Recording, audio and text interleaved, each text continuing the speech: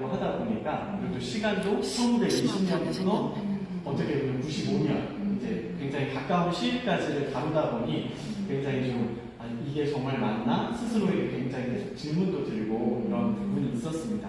하지만 이제 1920년에 이제 최두선이라는 분이 최남선의 이제 동생이었는데요. 선생님께서는 최두선이라는 분이 신흥미술이라는 이제 그 언어를 사용하시면서 이제 조형이라는 것이 단순히 어떤 아름답게 그리는 것, 어떻게 있는 그대로를 묘사하는 것에서 넘어서서 사회의 어떤 그 발언으로서 그 조형과 미술의 가치가 있는 것이다라는 어떤 그런 새로운 문화를 이제 이 앞에 있는 서화협회고에서 이제 새로운 문화라는 용어로 설명을 하기 시작하십니다. 그래서 거기에서부터 전이라는 단어를 이제 끄집어냈고요. 이제 이 시각은 그 서울대에서 미술 이론을 연구하고 계시는 서유미 선생님이라는 분께서 이미 2007년에 논문을 발표하신 내용이 있어서 그 단어를 가지고 시작을 했고요. 이 신흥미술이라는 단어에서 시작을 해서 이제 이쪽으로 넘어가서 자료를 보면서 설명을 드리겠습니다. 그리고 사실 여기에 지금 굉장히 역사적인 분들이 많으셔가지고 제가 조심스럽습니다. 지금 얼마 전에 작고하셔서 사실 더 뭔가 좀 마음 한편이 이렇게 느껴지는 게 많은 부분인데요. 사인전이라고 이제 당시에 대한민국 미술 전람회 많이 어떤 한국의 작가로서 인정받기 위한 유일한 통로였던 시기가 있지 않습니까? 그 통로에 대해서 이제 반대의 이치를 들고 어떻게 보면 심사 기준이라는 것이 여기 계신 선생님들 다 작가님이시고 창작 활동을 하시는 분들이라서 너무나 잘 아실 것 같아요. 내 작품이 어딘가에 발표를 할 때 내가 어떻게 평가를 받을 것인가 라는 걸 생각했을 때 굉장히 당시 이제 청년이셨죠. 여기 이제 참여하셨던 작가님들 다 이제 대학 막 졸업하시고 이제 하시던 그 시기에 더 이상 그 어떻게 보면 실험적인 작품 경향에 대해서 평가해주지 않는 대한민국 미술 전람회에 출품하지 않겠다라고 어떤 일종의 보이콧 선언을 하시면서 이 사인전에 박서보 선생님을 기치로 한 홍대의 여러 작가님 사인전이라는 전시를 1956년에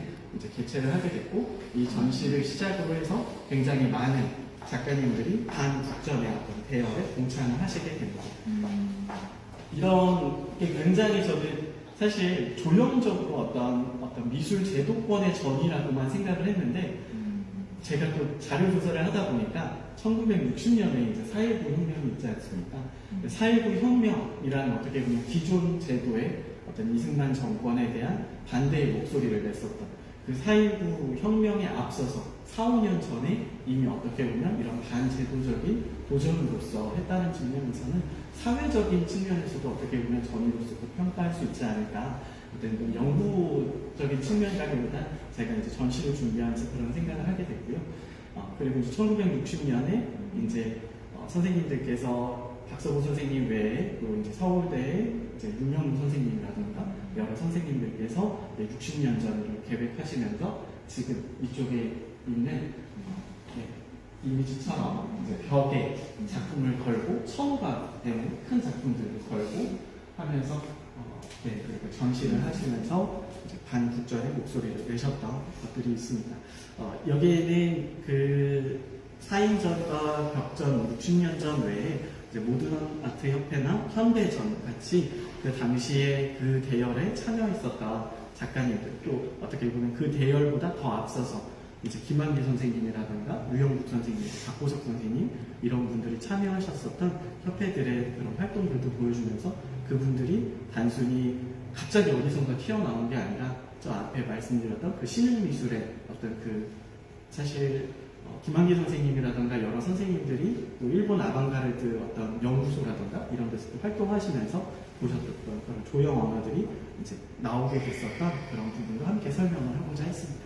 이쪽으로 와서 보여드리면 여기 이제 무동인 회원이신 우리 이태원 선생님이 와 계셔가지고 사실 저는 저희 후원 회원으로서 또 항상 와서 함께 해주시고 이렇게 굉장히 좋은 말씀 격려의 말씀 해주셔서 사실 저는 이제 되게 편하게만 이렇게 느끼고 있었었는데 또 이렇게 굉장히 일찍이 또 실험 미술로서 또 어떻게 보면 설치 미술로서 작품을 발표하신 대단한 작가님이다라는 걸 다시 한번 이번 전시 때 깨닫게 됐고요.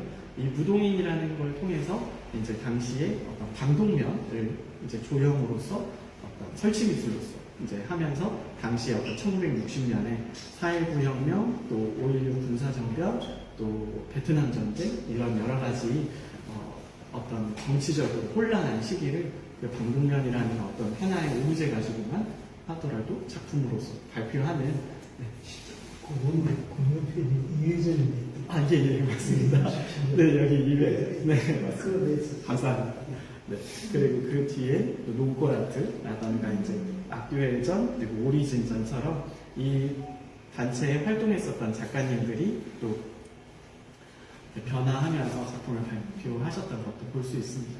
그리고 여기 원형회라고 해서 당시 이제 추산조각, 네, 조각 쪽에서도 제가 이미지를 추가를 못했는데 제일 원형회와 관련해서 제일 유명한 이미지가 그 폐 자동차를 여러 작가님들이 이렇게 망치로 부시면서 그걸 가지고 또 작품화하는 그런 과정이 도판으로 있거든요. 그래서 그 원형회 굉장히 좀 일찍이 추상조각과 어떤 그런 오브제 작업을 하셨던 분들 같이 소개하고자 했습니다. 이쪽에는 이제 그 당시에 활동하셨었던 개인전 작가님들의 개인전 자료입니다. 제가 여기 박서보 선생님의 1962년에 국립도서관에서 하셨던 표창장 글귀가 있어가지고 읽어드릴게요. 이번에 몇 점의 흉측한 그림을 가지고 첫 개인전이자 보불 준비전을 열기로 하였습니다. 그놈의 이름을 박서보 원형질전이라고 붙여보았습니다. 뭐 신통치 않은 것들이지만 꼭 한번 오시어 도와주셨으면 감옥하겠습니다. 이렇게 써주셨어요. 네, 신통치 않다. 검토를 하셨나 보네. 본인의 흉측한 그림, 이렇게 굉장히 그 당시 그때 국립도서관 관장이 최태호 선생. 그 양반이 부산에 가 최하자야. 그것까지 뭐 치아자는 좀 들어본 적이 그래. 있는데. 근데 그 이제 수필을 또 쓰시고. 그때 여기 유소가는 평론가는 나 처음 그 양반이 들어봤어요. 지금 그 도산하는 그 도산 한쪽에 이제 창고 같은 데서 그걸 개조해가지고 그 우리 무동인도 그래서 저거 수가 이쪽으로 또 설명을 이어서 드리도록 하겠습니다. 당시에 이제 현대미술이 굉장히 급변하고 있던 시기입니다. 이제 60년대, 70년대 넘어오면서 이제 해외 미술 경향도 국내에 굉장히 소개가 활발히 되고 또 이제 그러면서 해외 경향들을 굉장히 빠르게 흡수해서 발표하신 작가님들이 있었습니다. 이제 한국 아방가르드 협회가 어떻게 보면 중심이 되는 단체라고 할 수 있겠습니다. 근데 그 한국 아방가르드 협회 이전에 또 활동하셨던 분들 또 굉장히 이제 여기 앞에 한국 청년 작가 연립전에서 또 선보여줬던 퍼포먼스 내용입니다. 괜찮으시면 잠깐 혹시 안 보신 분들이 있을 수 있으니까 한번 제 텍스트 좀 지나가고 나서 설명드리겠습니다.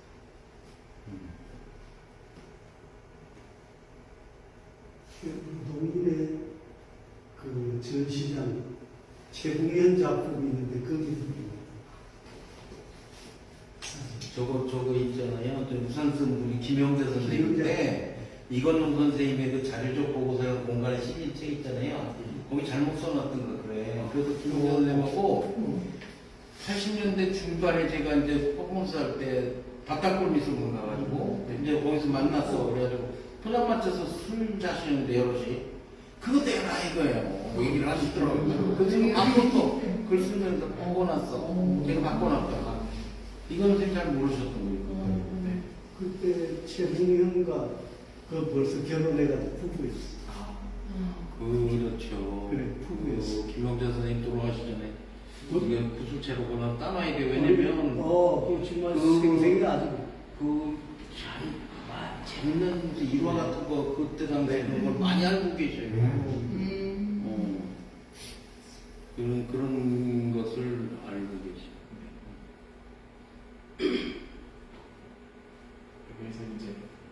끝났다. 출연자의 한 사람이 해프닝을 관객에게 설명한다. 해프닝이란 캔버스를 벗어난 우연적인 행위와 물체와의 충돌에서 일어난 미적 사건이며 그 자체가 표현 행위인 것입니다. 우리들이 행한 해프닝은 단순한 제작 행위이며 미술 현실의 우위와 관념적 질서에서 벗어난 의식 표백입니다. 당신들은 이 해프닝에서 현실과의 어떤 연상작용을 얻을 생각을 버리십시오. 우연적인 행위와 물체와의 충돌에서 일어난 아름다운 현상을 직접 체험하고는 경험하는 여기에 온 우리 목적의 전부입니다. 그리고 그 뭐죠? 네, 이쪽으로 넘어와서 또 마저 설명을 드리겠습니다. 당시 그런 식의 실험적이고 좀 혁신적인 작품 경향을 선보였었던 한국 청년 작가 열립전의 이제 팸플릿이고요.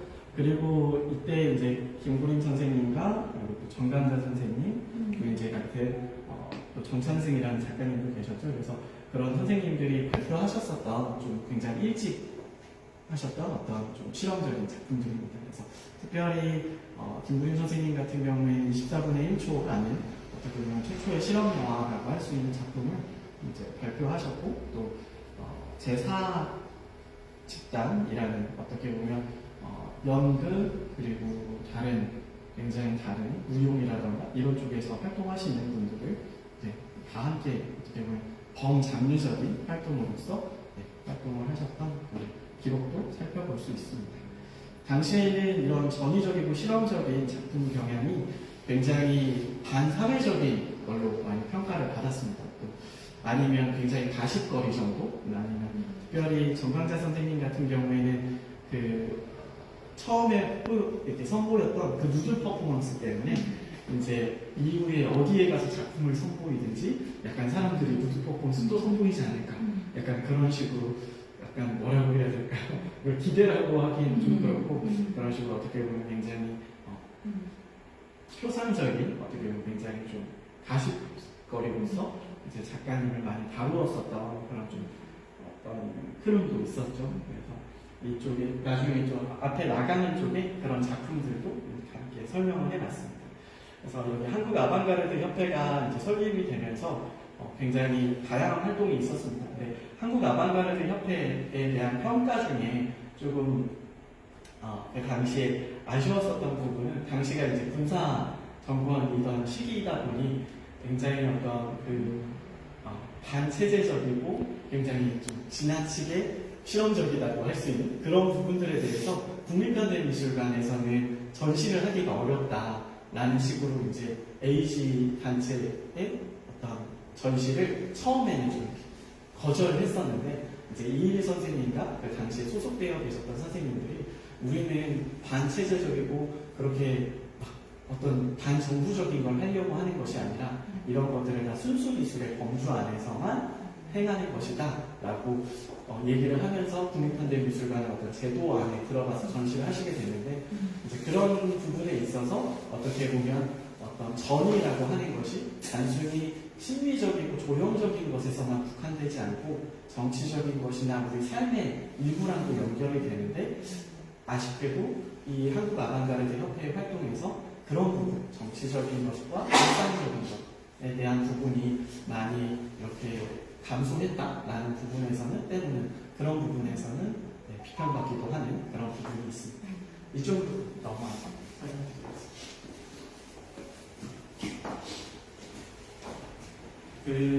지금 한국의 개념 미술을 얘기를 할 때 ST가 제일 먼저 많이 언급이 됩니다. 그래서 ST라는 단체가 특별히 이제 여기에 윤지석 선생님도 회원으로 활동을 하셨기 때문에 저보다 너무나 잘 아시지만 그래도 제가 설명을 드리면 이제 이건용 선생님을 비롯한 이제 김보경 선생님 이런 선생님들께서 어떤 해외의 개념 미술과는 다른 한국만의 개념 미술에 대해서 굉장히 이제 이론적으로 열심히 연구를 하셔서 발표를 하셨고요. 제가 조사를 하면서 ST 단체에 있어서 굉장히 좀 특이하게 느꼈었던 것은 이제 하길종이라는 영화 이제 감독이 있습니다. 그 하길종이라는 영화 감독이 그 김보경 선생님이 이제 주축으로 해서 ST 세미나를 열 때 그 세미나에 참여를 했습니다. 그래서 참여를 해서 그 당시에 어떤 그 60년에 있었던 4.19 혁명에 있었던 그 4.19 혁명의 정신이나 이런 것들이 어떤 식으로 젊은 세대들한테 받아들여지고 있고 이게 어떻게 역사화되는 과정이 있는지를 설명하는 그런 부분에 있어서 하딩턴 같은 영화관도 또 어떻게 보면 오늘날에 있어서 시간 예술이 크게 범주화되는 확대되는 그 과정에서 여러 사람들이 함께 이 ST 단체에 참여를 했었다 그런 부분도 굉장히 흥미롭게 볼 수 있는 지적이 됐습니다.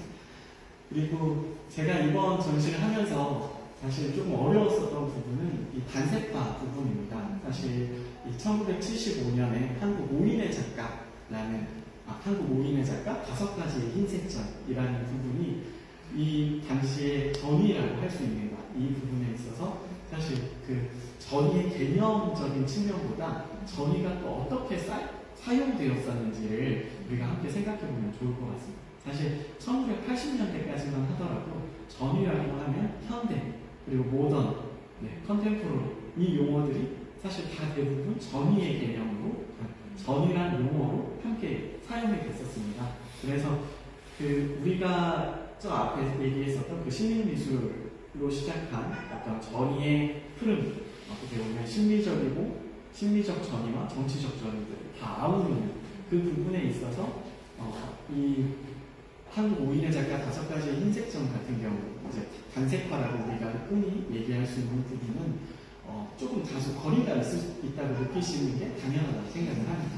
하지만 그 당시에 이제 이우환 선생님을 비롯한 오노아라든가 이런 작가님들이 이 전이라는 용어로서 해외에 소개가 됐고 또 여기에서 보시면 한국 전이미술의 뿌리라고 해서 이제 조세피 러브라는 작가 이제 기자님이 쓰신 건데 여기 아트 인터내셔널, 미즈에 그리고 조민 저널 그리고 개간 현대조각 같은 이런 잡지에 이 한국 전이미술이라는 용어로서 이 당시 단색화가 소개가 됐었다는 측면도 함께 이번 전시를 통해서 같이 생각해보면 좋을 것 같습니다.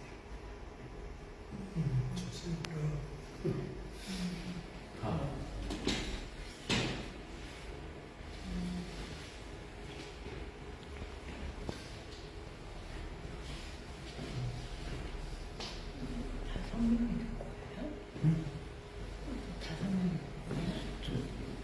원영우, 동영우가 박성우, 다음에 허왕, 이동엽, 소승은, 이동엽, 허왕, 그 부산에 있었던 나중에 그 5명. 일본 그 도쿄화랑에서 열렸죠. 옛날 양화모도 사장이 있을 때. 그죠?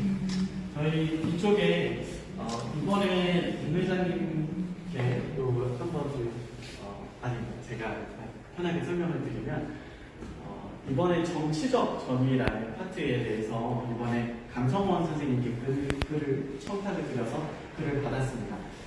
사실 이번 요즘에 성능경 선생님이 굉장히 이렇게 여러 갤러리와 미술관에서 이제 러브콜을 받고 계세요. 근데 성능경 선생님의 활동에 대해서 여기 계신 선생님이 너무 잘 아시리라 생각하지만 성능경 선생님의 개인전에서 어떤 김찬동 선생님과 또 강성원 선생님이 이 성능경 선생님에 대해서 같이 이제 이분은 민중미술 쪽이다 아니면 이분은 어떤 한국의 모더니즘 미술의 이런 측면을 대표하는 작가다 라고 이렇게 의견이 충돌이 되기도 하고 충돌이라기보다는 어떻게 보면 이제 양면적인 측면을 같이 이야기를 했던 부분이 있죠. 그래서 저는 이 전이미술이 어떻게 보면 민중미술과 연결되는 지점은 크게 딱 2가지 정도라고 생각을 합니다.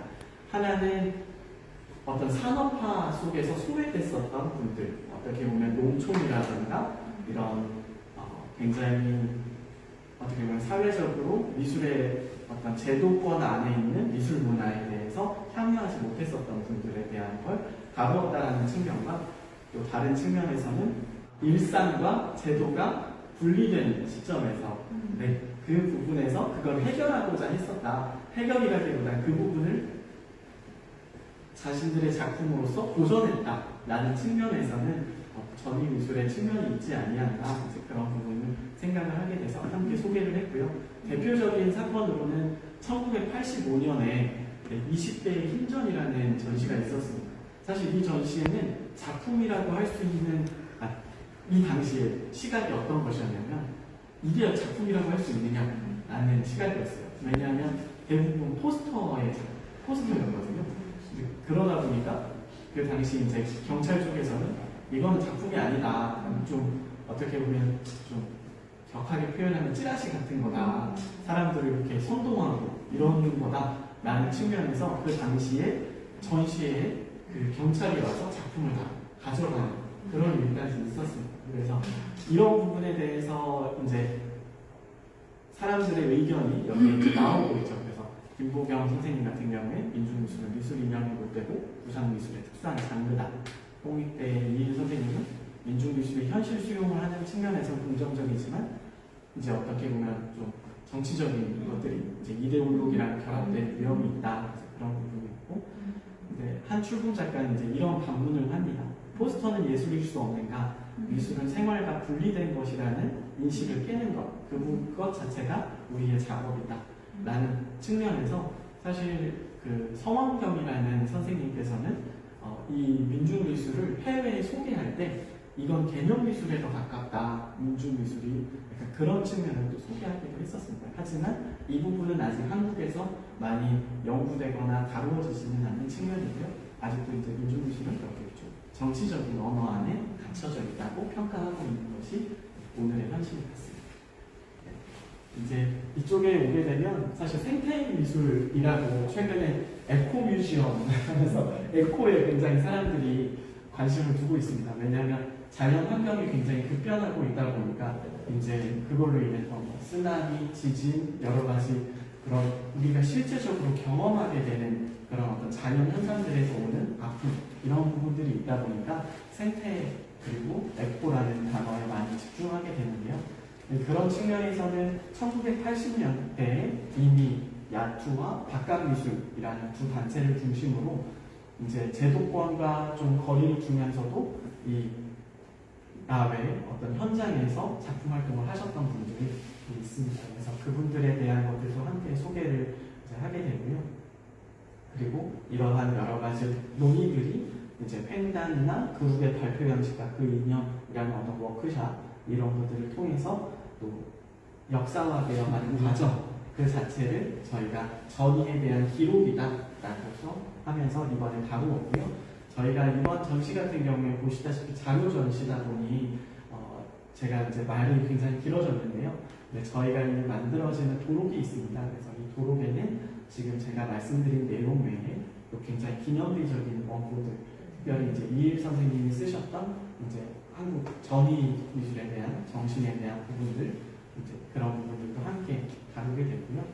또 앞에서 말씀드렸던 강성원 선생님 외에 또 이런 부분에 대해서 모더니즘적인 시각에서 가장 잘 정리해 주실 수 있는 이진석 선생님의 글도 이번에 새로 받아서 수록을 하게 됐습니다. 그래서 전시 도록이 지금 영문까지 같이 넣어서 작업을 하다 보니까 조금 원래 전시 오프닝에 맞춰서 배포를 하려고 했는데 좀 많이 늦어진 점 양해 부탁드리고 나중에 이 자리에 오신 분들께는 저희가 발송하도록 하겠습니다. 감사합니다. 네.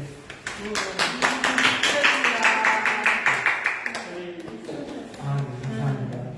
윤지석 선생님께 전시에 대해서 선생님의 어떤 생각과 이런 부분을 좀 아니 제가 이사님께서 여기 계시고 또 우리 후원 회원님들 오셨는데 제가 같이 말씀드릴게요. 지금 북현에서 얼마 전에 한국 실험미술을 1960, 70년대 이 전시가 끝나고 지금 구겐하임에서 성황리에 열리고 있고요. 그 다음에 오신 이제 해머뮤지엄, LA 해머뮤지엄으로 가서 내년 5월 끝날 예정입니다. 그 뒤에 또다시 북현에서는 지금 pompidoura든지 기타 어디 뭐 지금 호주에 또 뮤지엄하고 연계되면 또 도는 거예요.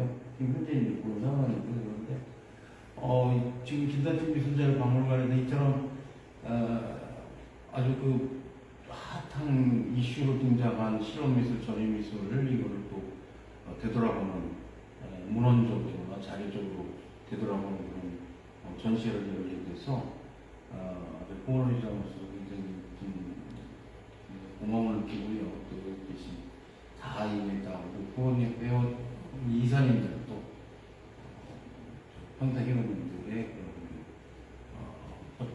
중요하게 생각을 합니다.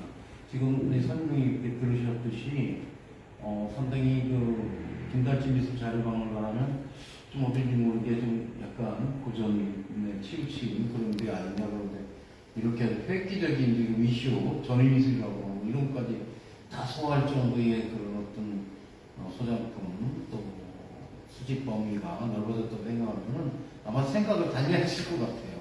지금 우리 학예 실전 정말 열심히 합니다. 굉장히 노력하고요. 지금 뭐 원고 하나 없이 좀 설명하는 거 좀 들으셨죠? 그래서 앞으로 우리 후원회의 어떤 김달진 미술자료 박물관에 관한 기대 아마 이사님들 독전대교님들 충분히 기대하셔도 좋을 것 같습니다. 감사합니다.